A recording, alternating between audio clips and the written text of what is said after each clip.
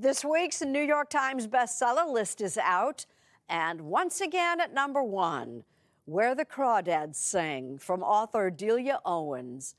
Just how the novel came to be is a story in itself, as Lee Cowan explains. It's almost in Canada with a view of Montana. That's just how remote this northern corner of Idaho really is. It's worlds away from almost everything, except nature. Now this is really special. See these little otter prints that they're like... Oh, yeah. For Delia Owens, it's heaven. Wildlife is her church. Vast isolation, her muse. Do you get lonely out here? I do. I get so lonely sometimes I feel like I can't breathe. That's lonely.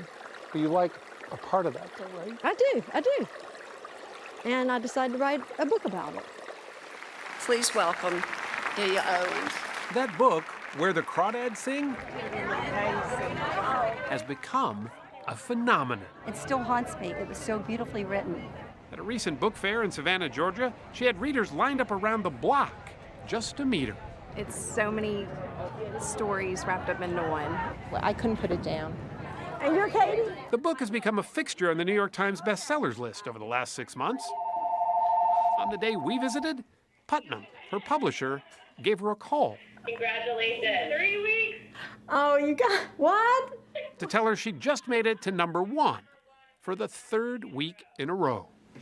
Oh, thank you. You guys just so amazing. We're so happy for you, Delia. They keep sending me champagne. One thing about the success is I have learned how to open a bottle of champagne by myself. Because they keep coming. They keep coming. What makes her success all the more remarkable is that Owens, now 70, has never written a novel before. I have had such a great response from my readers. I just feel overwhelmed with gratitude.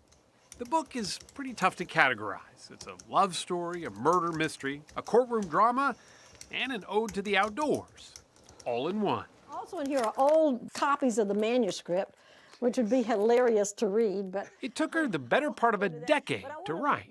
Inspiration coming whenever it came. I sleep at night with a little pad of paper in my bed with a flashlight and a pen.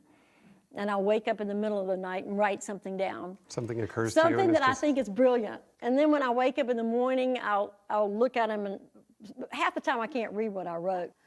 Now the long-awaited, nope, I can't read it. Nope.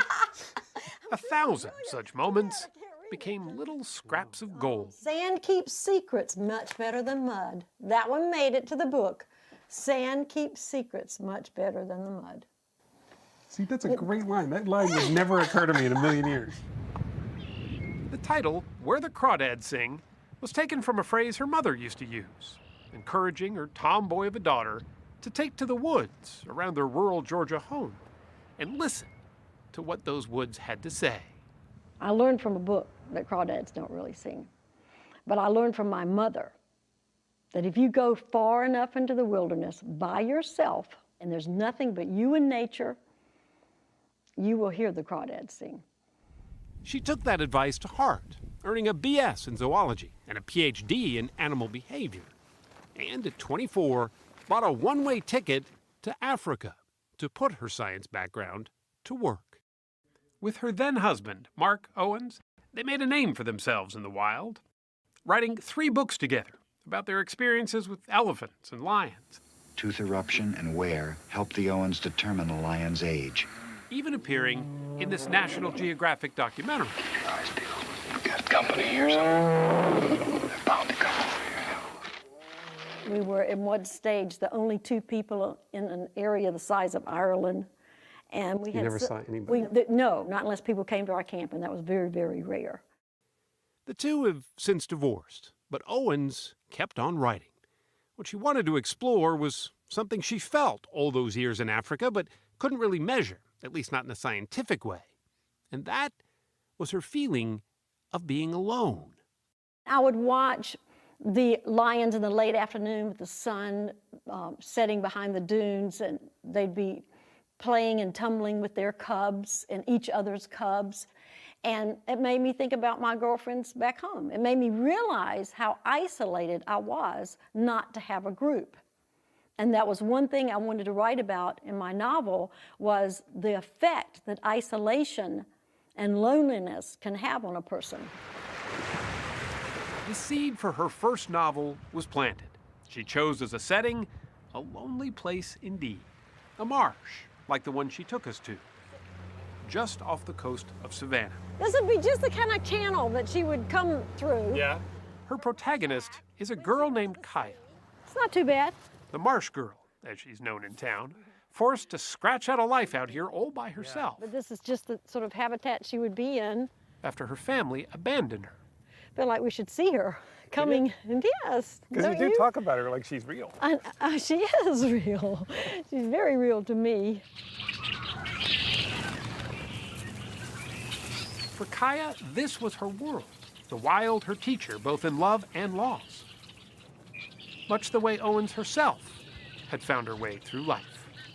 I feel at home when I'm in a place like this. Yeah. You can put me in the middle of a desert or in the middle of mountains. When I'm out away from everything else, I feel like I'm home. Perhaps that's why writing fits her so. After all, it's a pretty solitary pursuit. But being a successful writer, well, that's anything but. Is it hard doing a book tour and all that other stuff where you're surrounded by so many people and you've got so many events and book signings and everything? It's very hard. I don't like that part. And to stand up in front of a crowd and talk. I've lived a remote life. I'm not used to seeing so many people in one place. And although I'm sure you're very nice, the feeling of excitement that I get right now is sort of the same as being charged by a lioness. She certainly can't put the genie back in the bottle. She's even sold the rights for an upcoming movie, one Reese Witherspoon is producing.